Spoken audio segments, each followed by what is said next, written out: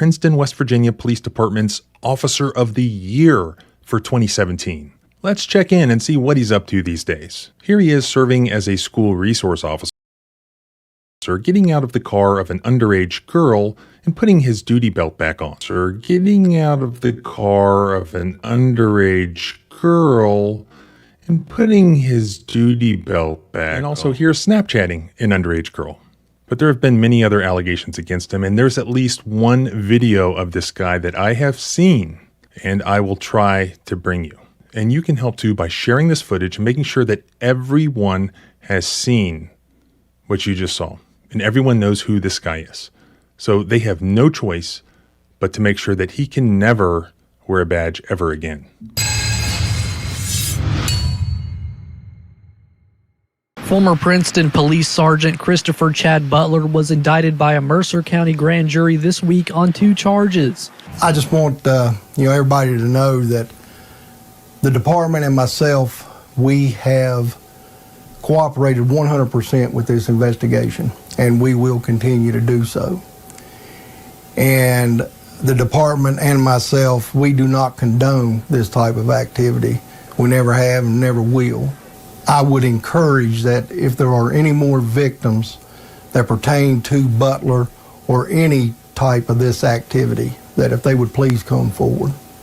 Welcome back to the channel. Hopefully all of us can agree that we have to get rid of bad cops. Now I have some breaking news for you today. This is a developing story and I have a bunch more to come. So you are going to want to subscribe. This is one of those situations where this is from my home state, so I know a lot. I know things. And in fact, I already knew who this cop was because I've sued him at least 2 times. We all talk about bad apples. If I had to pick one bad apple off the top of my head, even before I saw what you're about to see, I would have picked this guy.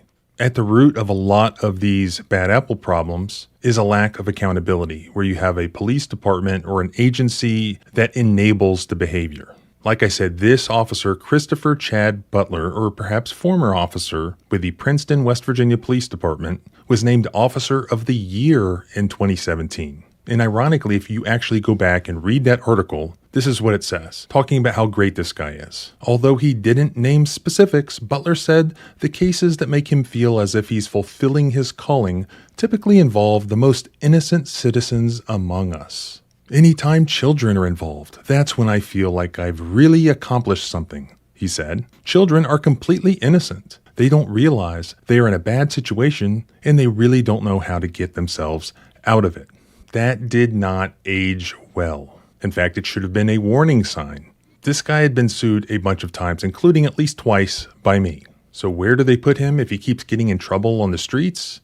Let's put him in the school. Next thing you know, an underage girl posts a TikTok video of this guy on duty in his uniform getting out of her car. Also exposed on social media is what I believe to be Snapchat. I don't use the app, so I can't say for sure. It's a digital communication between this officer and, as I understand it, an underage girl, perhaps the same one. I'm not sure. He's clearly in uniform, and this is what he has to say to her. Well, that was just lovely, wasn't it? That didn't seem like his first time saying something like that over Snapchat to an underage girl. And in fact, thanks to the community exposing this and jumping on this, there's now actually an FBI website seeking information and new victims who have encountered this guy. I'll link that below, but this is what it looks like. So as I understand it, he was exposed through the activism of the local community online. And in particular, it looks like this one Facebook page, West Virginia Offenders, is apparently doing fantastic work weeding out some of these people. Although they didn't know it, behind the scenes, there were some law enforcement that were investigating this guy. The breaking news is that he was just indicted. A grand jury just indicted him with 2 counts. 1, sexual abuse by a parent, guardian, or custodian, or a person in a position of trust to a child. And secondly, count 2, gross neglect of a child creating a substantial risk of death or serious bodily injury. Now the second one, let me start with that because I don't have a picture or video from that, but I have a description of what that's about. Apparently, there is a photograph that surfaced somewhere of a young minor child holding this guy's service pistol and pointing it at him. So you have a police officer apparently in uniform, handing his loaded gun to a young girl, very young girl. That's what I believe count 2 to be about. Count 1 has to do with the TikTok video that you just saw. So he was working as a school resource officer, which is basically a police officer who is stationed to protect students literally inside a school. And instead of protecting them, he was engaging in sexual conduct with one of the students at that school. How do we know this? Well, she posted a TikTok video where he's getting out of her car and he's basically putting his clothes back on. You can see him putting his duty belt back on.